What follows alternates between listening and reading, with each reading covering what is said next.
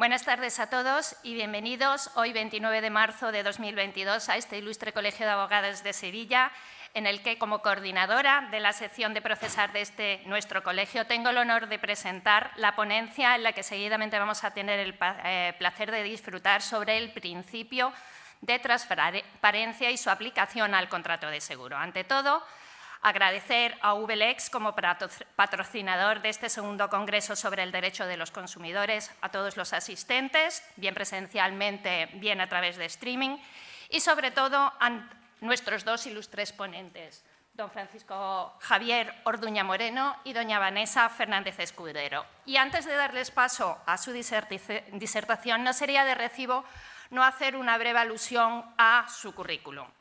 Empezando por don Francisco Javier Orduña Moreno, el profesor don Francisco Javier Orduña Moreno se licenció por la Universidad de Valencia en el año 1982 bajo la dirección académica de los profesores don Luis Díez Picasso y don Vicente Montes Penedès, obteniendo en 1984 el Premio Extraordinario de Licenciatura y en 1987 el Premio Extraordinario del Doctorado. En 1993 obtuvo la cátedra de Derecho Civil en la Universidad de Cantabria, habiendo impartido previamente docencia en la Universidad de Valencia y la Universidad Autónoma de Madrid. En diciembre de 2011 fue nombrado magistrado de la Sala Primera del Tribunal Supremo, cargo al que renunció el 30 de junio de 2019. Es académico de honor de la Academia Internacional de Ciencias, Tecnología, Educación y Humanidades desde junio de 2013 y académico correspondiente de la Real Academia de Legislación y Jurisprudencia desde febrero de 2015. Ha dirigido más de 15 proyectos de investigación, tanto a nivel nacional e internacional, y es director de la revista Aranzadi de Derecho Patrimonial, presidente de la revista Aranzadi de Derecho y Nuevas Tecnologías y participa como miembro del Consejo de Redacción de la revista Aranzadi de Derecho Concursal, además de ser autor de más de 20 publicaciones monográficas. En cuanto a su trayectoria profesional, el señor Orduña, en su etapa de magistrado del Tribunal Supremo, está considerado como el jurista más innovador.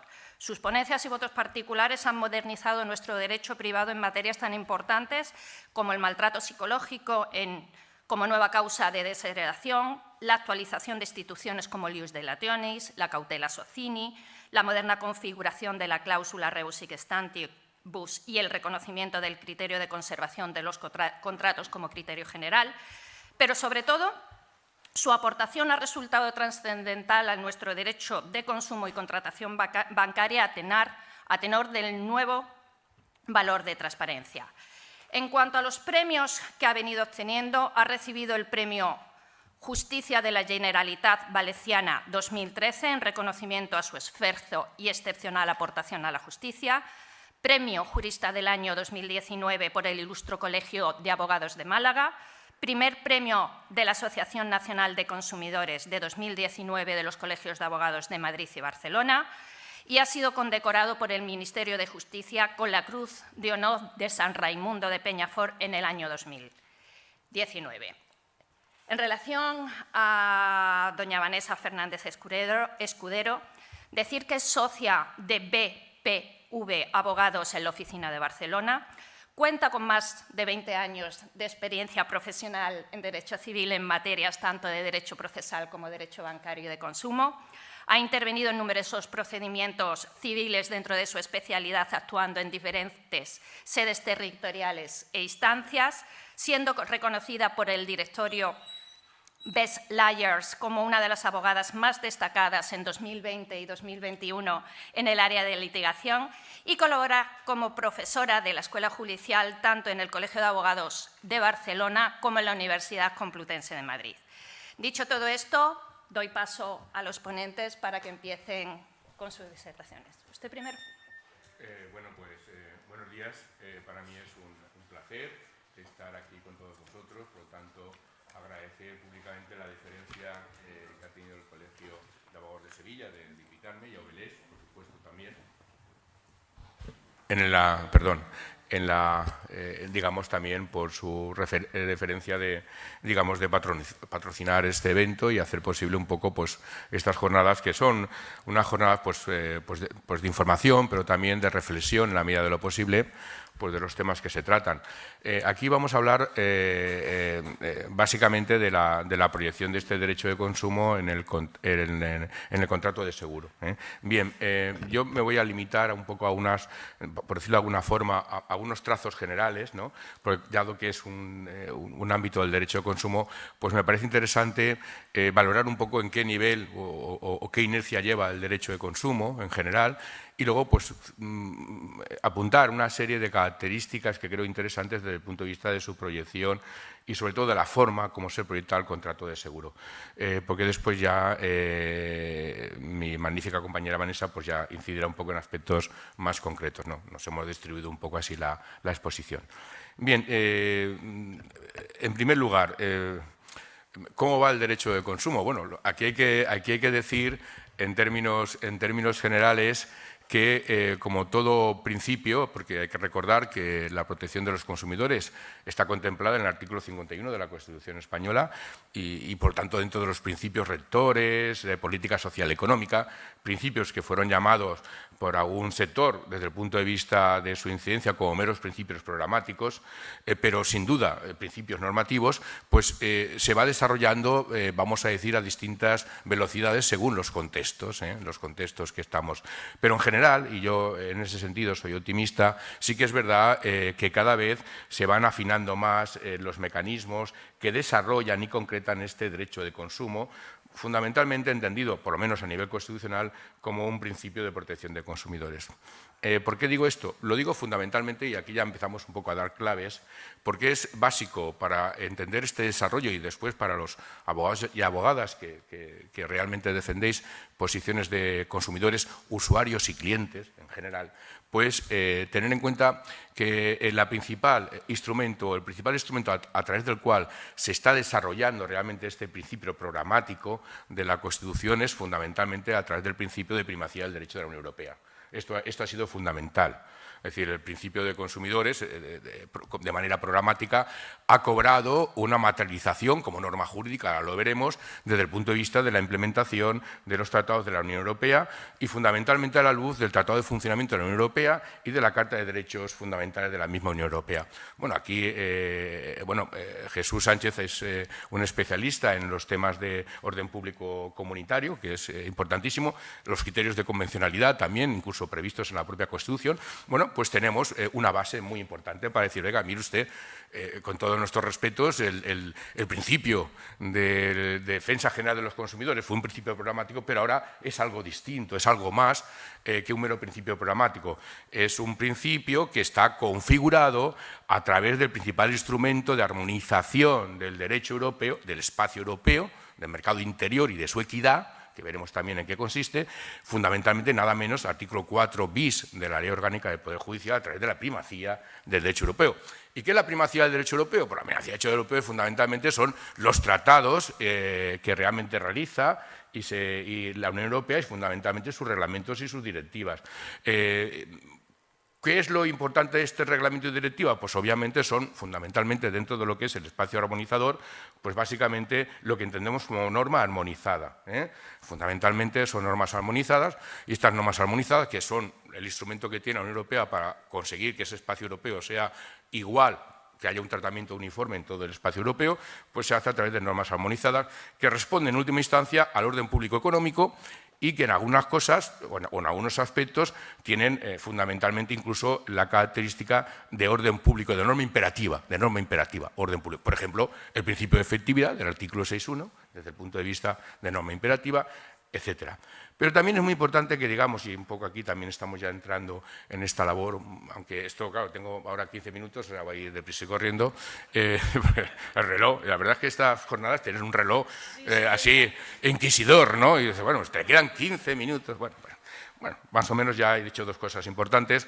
¿Qué es lo importante para concretar? Bueno, pues es importante concretar que, en mi opinión, este desarrollo, esta implementación del derecho de consumo, del principio de protección de consumidores, se está realizando básicamente, fijaros bien, a través de ese orden público económico, pero fundamentalmente no tanto en la norma, en el orden público entendido como norma imperativa, sino los principios de las directrices y de los reglamentos. ¿Por qué digo esto? Porque en esos principios y en esas directrices es donde realmente la jurisprudencia del TJUE está elaborando constantemente nuevas directrices y nuevos principios generales.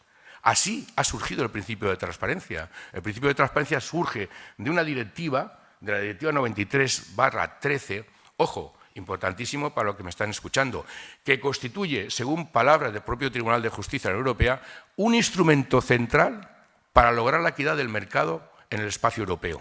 Instrumento central. Eso significa, si seguimos, por ejemplo, la sentencia de 6 de julio de 2017, la sentencia del TJUE, significa una cosa muy importante. Ojo, claro, es que en la materia de consumo tenemos muchísimas directivas. La directiva sobre competencia restrictiva, la del crédito a consumo, que se ha citado, la de defensa del consumidor, la del crédito inmobiliario, muchas directivas. Pero ¿cuál es la directiva que ocupa la posición central? La Directiva 93/13, porque es la que aborda el fenómeno de la contratación seriada. Y no hay que olvidar que la contratación seriada, ya lo dijimos en el Tribunal Supremo, yo creo que ahí de una forma acertada, en la sentencia de 18 de junio de 2012, constituye por la textura, como modo de contratar, constituye precisamente un objeto específico de armonización del espacio europeo. Espacio europeo es igual a espacio de contratación europea. Y el derecho de la competencia modernamente ya no se explica directamente desde la estricta directiva de práctica restrictiva, sino que se explica inicialmente desde la práctica de contratación seriada. Es decir, si queremos una calidad de negociación, tenemos que vigilar, al margen de posiciones verticales o abusivas de las empresas, su práctica de contratación. Yo siempre digo que la práctica de contratación, me da igual la práctica bancaria, la práctica que sea, es como una huella digital. Al predisponente, en él el predisponente refleja la idea básica que tiene del derecho y no puede huir de ella. Esa huella, esa práctica es la que efectivamente va a controlar fundamentalmente la Directiva 93 como, insisto, como instrumento central. Y esto es muy importante porque el propio Tribunal de Justicia ha señalado reiteradas veces que la directiva pues contiene una serie de principios, de líneas inspiradoras que el propio tribunal puede considerarlas como principios generales. Lo he dicho, así surge el principio de transparencia a partir del artículo 3 de la directiva, que no lo preveía expresamente, lo desarrolla el Tribunal de Justicia con relación al artículo 4.2 y al artículo 5 y nos dice, oiga, vamos, todo esto surge fundamentalmente de una situación de asimetría y de posición negociadora que es totalmente no equitativa para el correcto funcionamiento del mercado.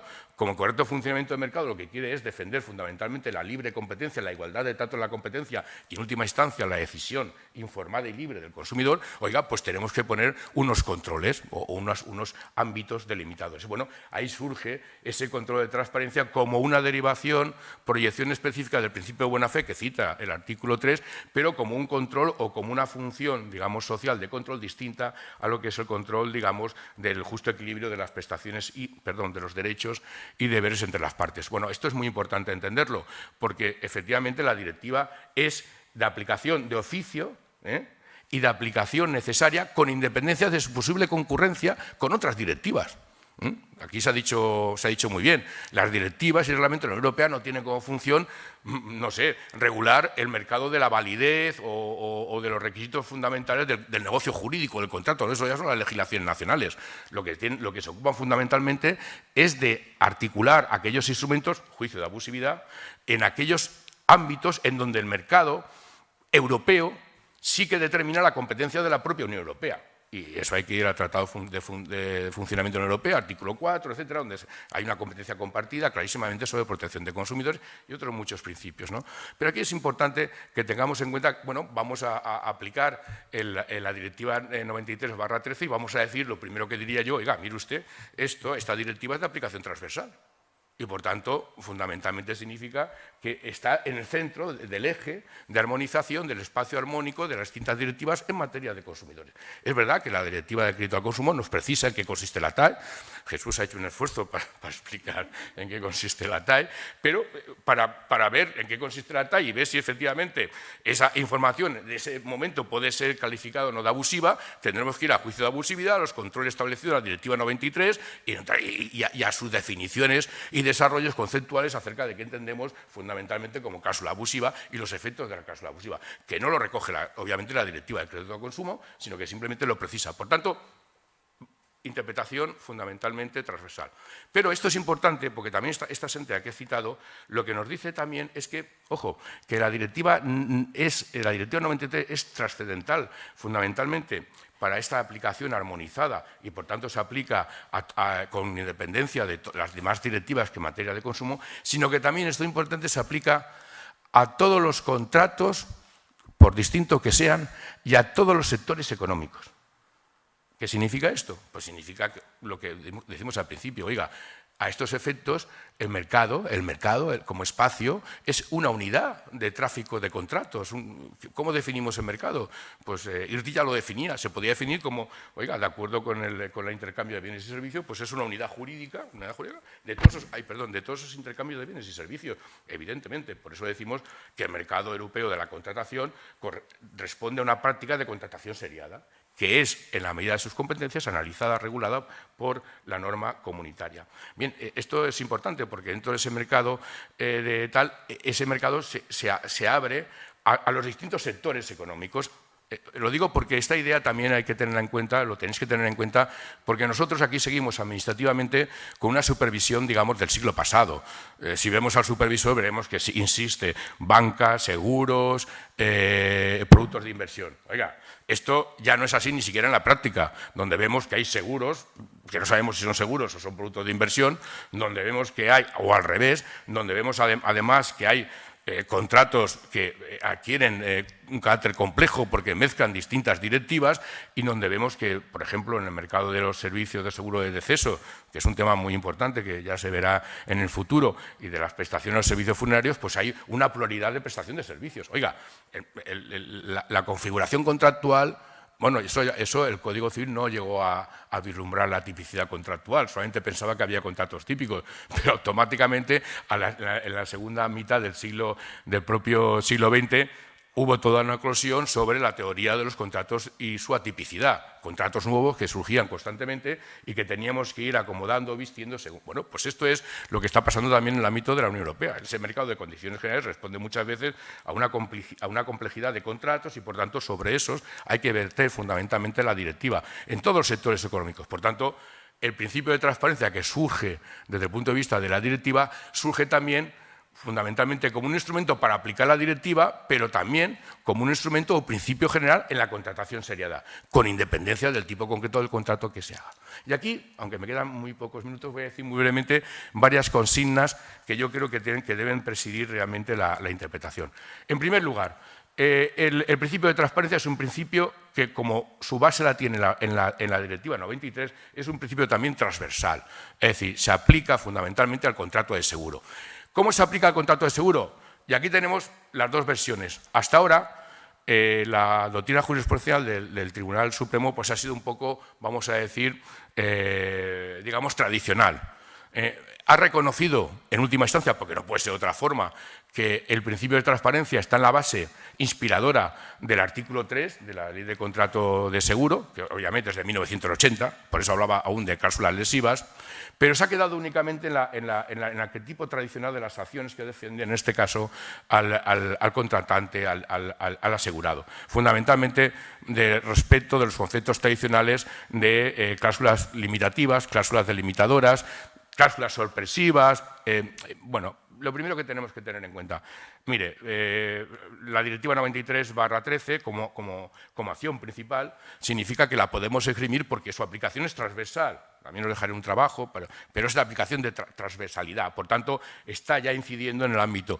¿Qué es lo que persigue esa directiva? Pues persigue fundamentalmente una aplicación material de principio de transparencia. Oiga, no meramente formal, como aún venía reconocida, pese al avance que supuso en su época, la información en el ámbito del contrato de seguro. Es decir, bueno, usted cumple resaltando aquellas cláusulas limitativas, estableciendo la necesaria firma de las mismas y, como decía el artículo 3, generalmente presentando una práctica, un documento conjunto con las condiciones generales. Obviamente la práctica del seguro no fue por ahí y las condiciones generales pues, se escapaban a ese ámbito, digamos, de intervención. La propia interpretación del principio de transparencia, según la directiva, acordaros, aplicación material, no hace distingos. Oiga, las cláusulas tienen que ser precisas, claras, es decir, transparentes, sistemáticamente consideradas. Por tanto, oiga, no hay ni cláusulas limitativas ni cláusulas delimitadoras. Lo que hay son cláusulas del negocio, del contrato de seguro, que tienen que ser explicadas. Me da igual que estén en un documento llamado cláusulas limitativas o que estén en las cláusulas delimitadoras. El propio Tribunal Supremo, ya os daré las sentencias, ha reconocido que esta distinción conceptual entre cláusulas limitativas y delimitadoras, en última instancia, pues hombre, es difícil de sustentar. Y tan difícil de sustentar, porque si decimos que cláusulas limitativas son aquellas que por su definición responden al objeto contractual, al pacto concreto de las partes o, en cualquier caso, a la tipicidad del negocio, pues hombre, yo no entiendo la diferencia conceptual con las cláusulas delimitadoras como determinadoras del riesgo que se cubre. Porque vamos a ver, el riesgo que se cubre, claro que es un elemento del objeto del contrato, claro que es un elemento natural y en última instancia, claro que es un elemento de la tipicidad. Por tanto, esto podía valer para un sistema que resaltaba simplemente la forma, la formalidad, el resalte de determinadas cláusulas dentro del esquema del contrato por negociación del Código Civil, pero a la luz de la directiva ya no vale. Oiga, a la luz de la directiva lo que hay son cláusulas contractuales y sobre ellas, de oficio, el juez tiene que establecer el juicio de abusividad sistemáticamente de todas y cada una de ellas, salvo que efectivamente, en este caso el predisponente, a través de ese deber, ese plus obligación, plus una obligación, digamos, de mayor contenido, explique los elementos necesarios para que el cliente pueda comprender el alcance económico y jurídico de la posición que asume en el contrato de seguro. Por tanto, yo os diría, no, mire usted, aplicamos por mandato imperativo la Directiva 93 y usted, con independencia de que después en la argumentación pueda girar en torno conceptualmente a si la cláusula es limitativa o delimitadora, el principio de transparencia me lo tiene que aplicar en su integridad. El principio de transparencia no admite divisibilidad. Una cláusula o es transparente o no es transparente, pero es la cláusula. No podemos hacer un juicio de transparencia meramente formal a las cláusulas limitativas y no hacer un juicio de transparencia a las cláusulas de condiciones generales como se está viendo. Por tanto, yo diría, primero, acción principal, principio de transparencia, en el caso de que haya una cláusula abusiva, y juicio de abusividad de la directiva, con independencia de que efectivamente la jurisprudencia tradicionalmente siga diciendo que, bueno, pues que sería conveniente analizar el examen delimitativo. En segundo lugar, es que tenemos ya sentencias en donde ya realmente se está diciendo este carácter, digamos, de principio. En algunas participé yo aún, en la sala primera.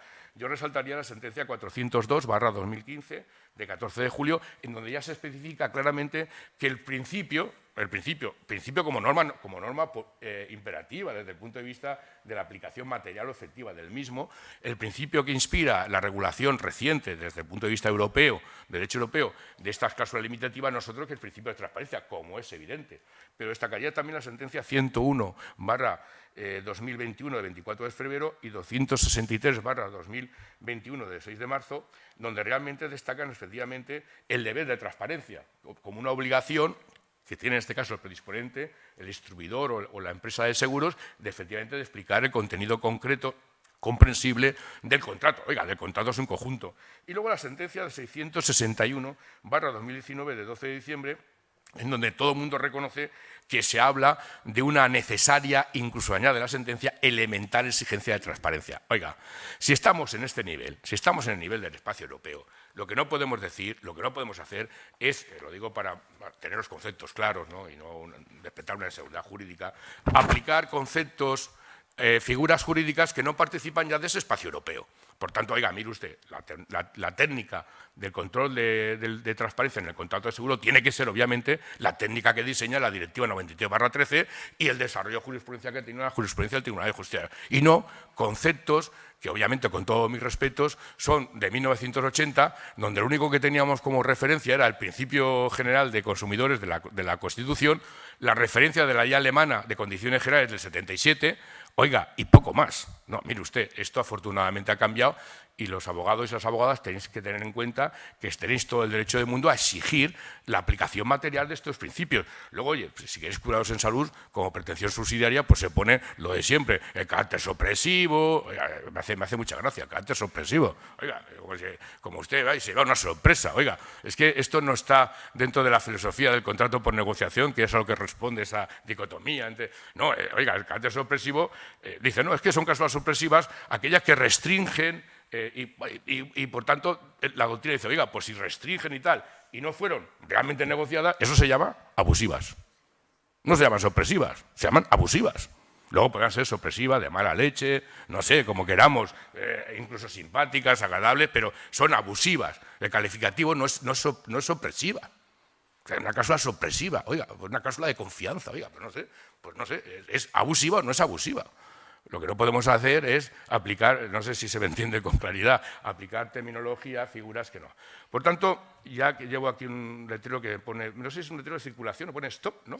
No, si no voy a seguir por ahí, voy a ser respetuoso con este principio, con esta, pero bueno, termino y lo digo para que Vanessa haga la referencia, porque estaba terminando. Por lo tanto, tenemos transparencia, aplicación material de transparencia al contrato de seguro, el carácter no determinante de la distinción conceptual entre cláusula delimitativa y que, fundamentalmente, la aplicación de transparencia no debe quedar en última instancia reducido simplemente a un mero contraste formal. Cuando tengamos en el contrato de seguro productos, con esto termino, productos complejos, productos de inversión, por ejemplo, no me vale que el predisponente diga no, prefiero que me apliquen la normativa de seguro, acordado supervisor, banca, seguro de inversión, que es más favorable entre comillas, a la exigencia del deber. No, me tiene que aplicar, obviamente, el deber de transparencia en toda su integridad. Porque, como decíamos al principio, en esto terminó, la jurisprudencia del Supremo, la sentencia en otra cosa, la sentencia del RPH de 3 de marzo sirvió también para eso, la primera de 3 de marzo de 2020, dijo, entre otras muchas sentencias, que la aplicación del principio de transparencia tiene que ser sujeto a una interpretación no restrictiva, por tanto extensiva, y a una exigencia de aplicación sustancial. Vamos a basarnos en esta jurisprudencia y vamos a exigir, con base al artículo 4 de la Ley Orgánica del Poder Judicial, que los jueces y las juezas de nuestro país, en la buena aplicación de un derecho del espacio europeo, apliquen este derecho también, obviamente, al contrato de seguro. Pues muchas gracias por la...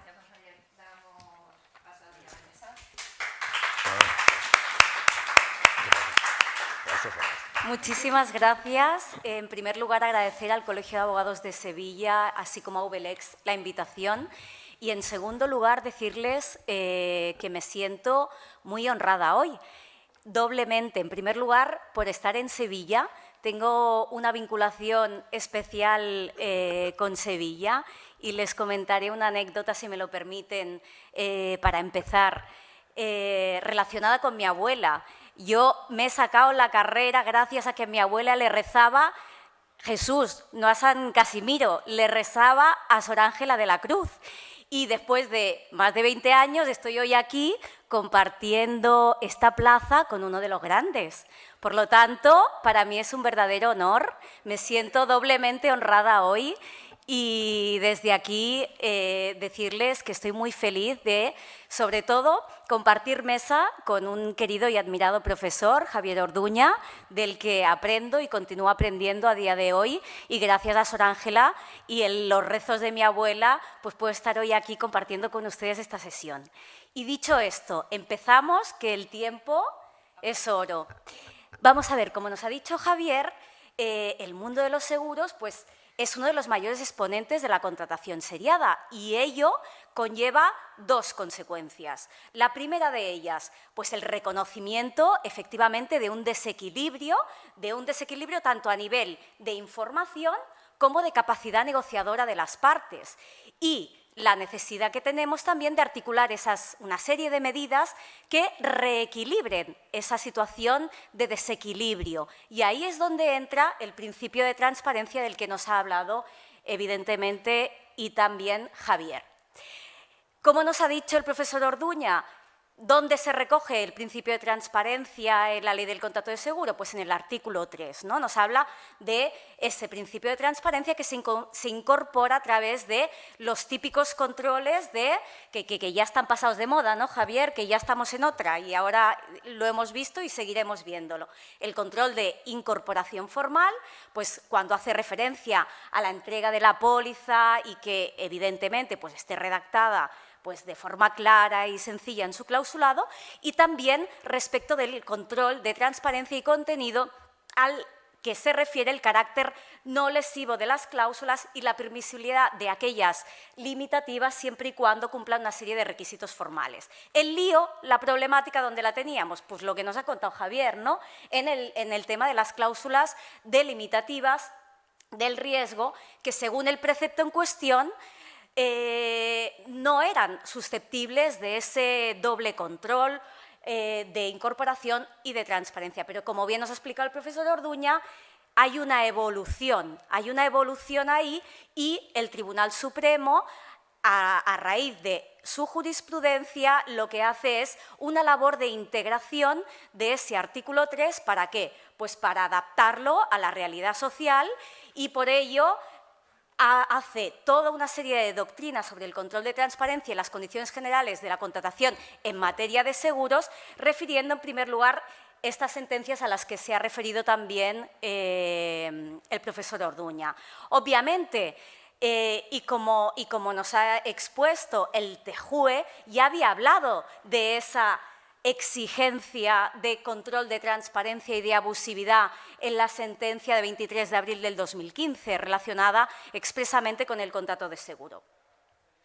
Pero es necesario avanzar, ¿no? Como nos comentaba el profesor Orduña, respecto a la eficacia de determinadas cláusulas predispuestas en el ámbito del contrato de seguro, la jurisprudencia del Tribunal Supremo se ve obligada a dar pasos más allá. ¿Para qué? Pues para declarar la ineficacia de determinadas cláusulas que estaban insertas en los contratos a través de categorías que casan mejor con ese concepto de amplio de abusividad o ese concepto de abuso de derecho. Y en ese sentido se dictan las sentencias que les detallo en la presentación. Estamos hablando de pues, las cláusulas lesivas, las cláusulas sorprendentes y, evidentemente, pues esas que lo que hacen es reducir considerablemente y de una manera total y absolutamente desproporcionada el derecho del asegurado, de manera que al final lo vacían de todo contenido y resulta que es prácticamente imposible acceder a la cobertura del siniestro. Pero, como vemos, ¿hacia dónde vamos? Vamos hacia ese concepto amplio de abusividad, hacia esa nueva categoría comunitaria de abusividad y hacia una interpretación extensiva de esa nueva categoría comunitaria de abusividad.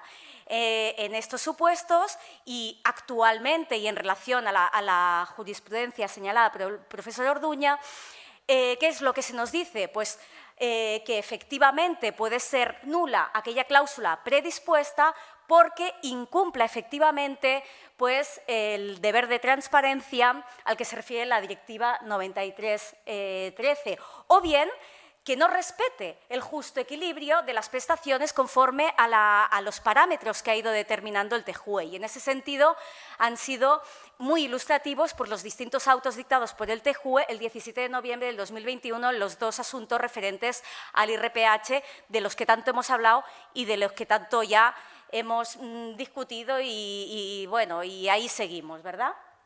Pues bien, llegados a este punto, nos llega el COVID y ahí, pues vamos, en materia de seguros, pues ya saben ustedes, se dictan múltiples sentencias de las que hemos hablado muchísimo y me voy a centrar en la última, en primer lugar porque es la más reciente y en segundo lugar porque viene al hilo de lo que estamos hablando hoy aquí y de lo que nos ha explicado el profesor Orduña, es decir, ¿hacia dónde vamos? ¿Cuál es la evolución? ¿Cuál es esa interpretación extensiva, esa nueva categoría de abusividad, esa interpretación amplia de la abusividad? Pues bien, me resulta, la verdad, muy esclarecedora la sentencia de la Audiencia Provincial de Zaragoza de 2 de marzo del 2022. La sentencia en cuestión confirma una sentencia dictada por el Juzgado de Primera Instancia número 12 de Zaragoza, en virtud de la cual se anulaban 2 contratos de seguro que Banco de Sabadell impuso al cliente al contratar un préstamo. El préstamo se suscribe con anterioridad a la transposición de la Directiva 214 del 2017.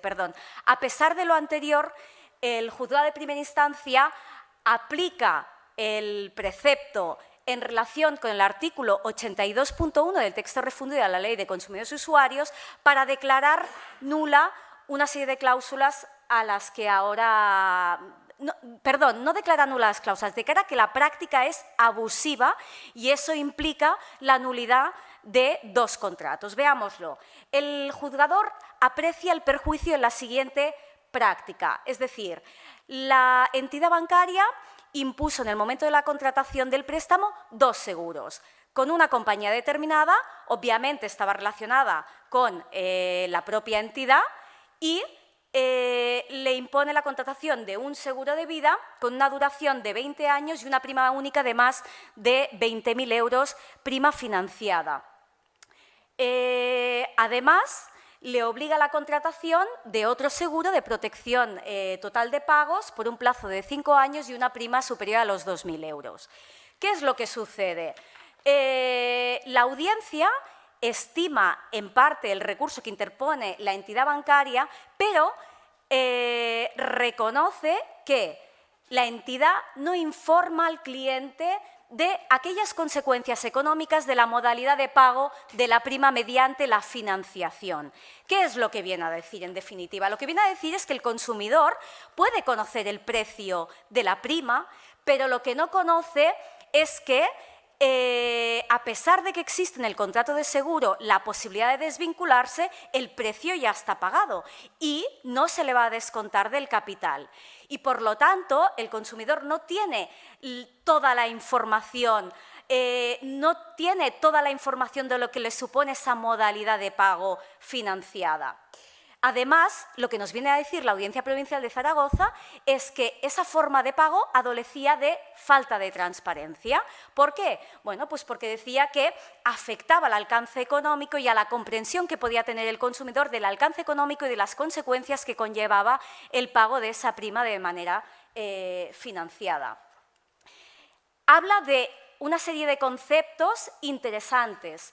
Habla efectivamente de que existe un desequilibrio entre las obligaciones y derechos de las partes en perjuicio del consumidor respecto a la forma de pago, insisto, mediante la prima única financiada, y además establece que el pacto en virtud del cual el consumidor puede desvincularse era un pacto totalmente ilusorio, ¿no? Porque al final, evidentemente, podía desvincularse, pero la prima ya la había pagado y, insisto, no se lo iban a descontar, ¿no?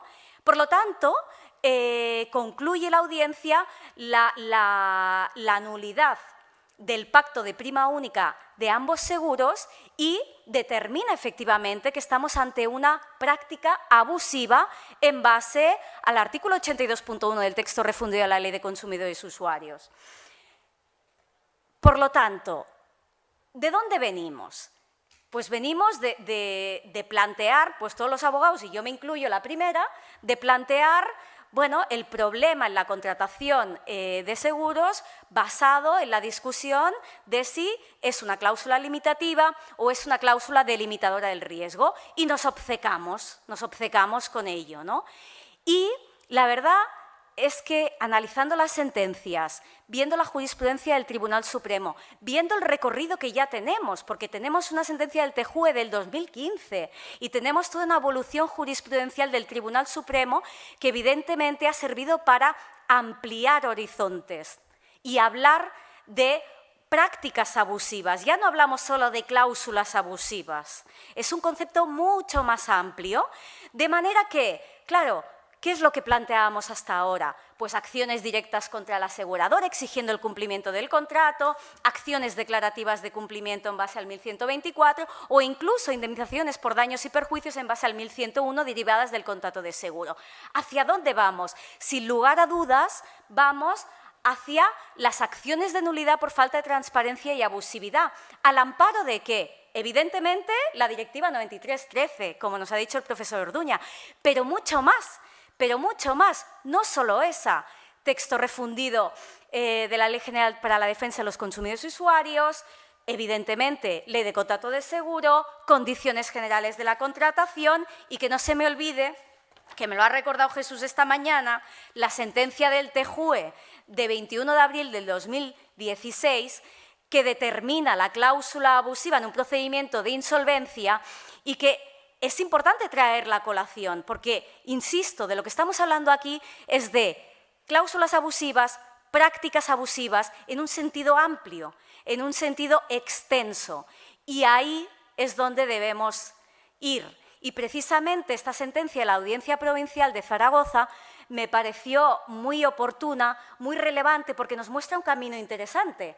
Y creo que el compañero que la planteó muy acertadamente como una práctica abusiva y, claro, y la fundamentación jurídica nos la conocemos. Al final nos encontramos ante un contrato de adhesión, una cláusula que es una condición general de la contratación y, evidentemente, puede interesarse la nulidad o por falta de transparencia, porque existe algún problema a nivel formal o por abusividad. Y hablamos de conceptos que, por suerte o por desgracia, desconocemos a raíz de toda la situación y la práctica que nos hemos encontrado en el sector bancario, ¿no? Al final, no dejamos siempre de hablar de lo mismo, es decir, las cláusulas, si no están redactadas de una forma clara, sencilla, concreta y con posibilidad de comprensión real, si las cláusulas son oscuras, son ambiguas o son contradictorias, si el consumidor, en definitiva, no conoce y no tiene una conciencia, un conocimiento, una constancia de, evidentemente, la carga jurídica y económica que está soportando a la hora de contratar el contrato de seguro también, o bien nos encontramos con una práctica contraria a la buena fe o que causa un desequilibrio entre las obligaciones y derechos de las partes en perjuicio del consumidor, pues, lógicamente, podremos plantear esa acción de nulidad. Y ahí es donde tenemos que ir, porque realmente estamos abordando la cuestión desde una forma limitada. Y vemos que tenemos herramientas y que tenemos mecanismos para poder ampliar el foco y plantearlo con las herramientas que ya tenemos, con la jurisprudencia que ya tenemos, aplicando al contrato de seguro todo lo que ya sabemos. Y, por lo tanto, vemos que es una vía no del futuro, sino ya del presente. Y hasta aquí, señores, muchísimas gracias. Creo que hasta dejamos tiempo para las preguntas. Sí.